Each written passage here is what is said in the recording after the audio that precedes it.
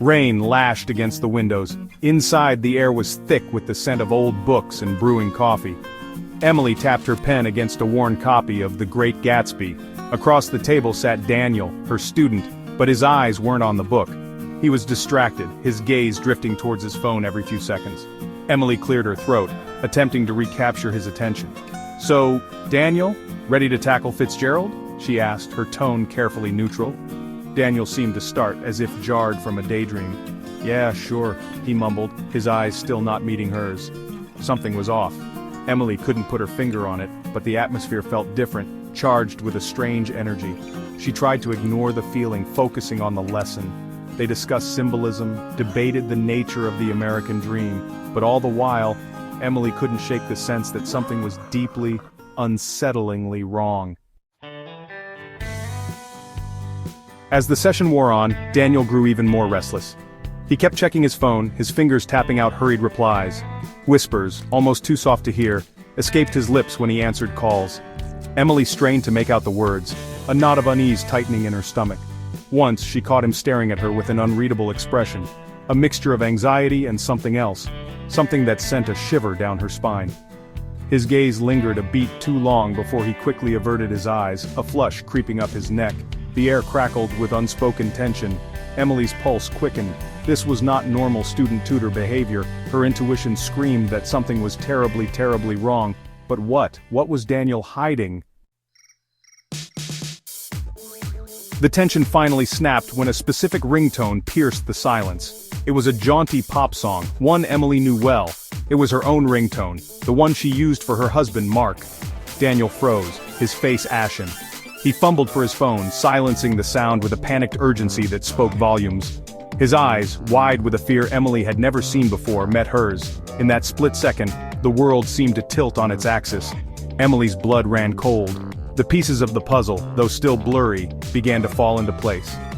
This was not about schoolwork. This was about something far more dangerous, far more personal.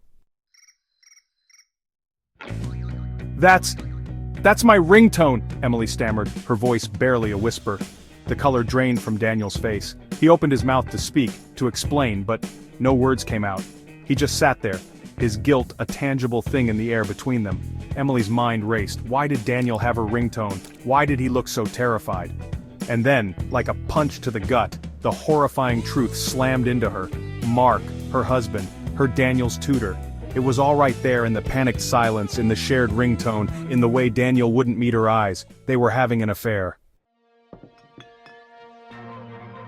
Section 5. Shattered Trust, Fragile Futures.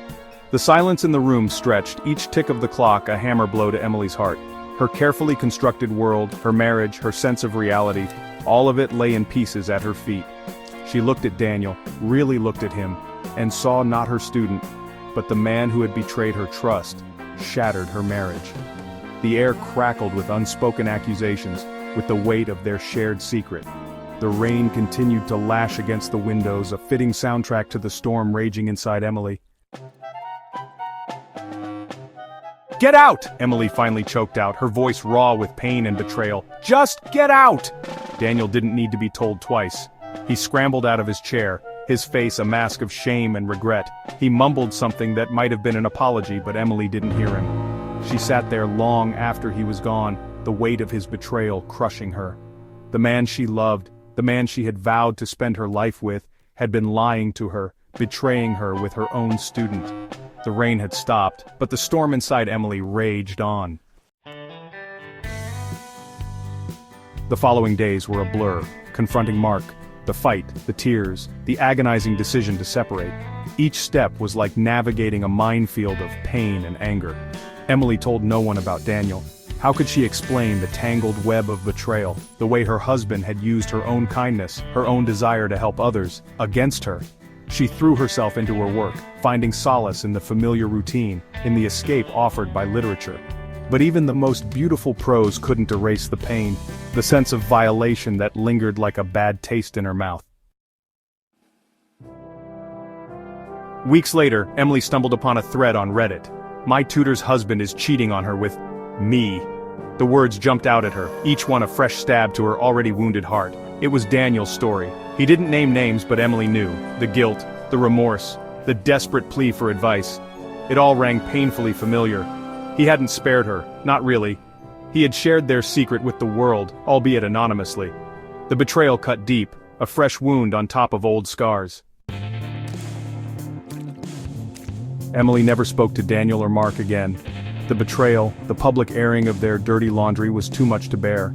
She moved on, rebuilt her life, piece by shattered piece. But the experience left an indelible mark, a constant reminder that even the most carefully constructed facades can crumble in the face of deceit. The tutoring session gone wild became a cautionary tale, a whispered reminder that sometimes the people closest to us, the ones we trust the most, are capable of the deepest betrayals. And sometimes the truth has a way of coming out no matter how desperately we try to keep it hidden.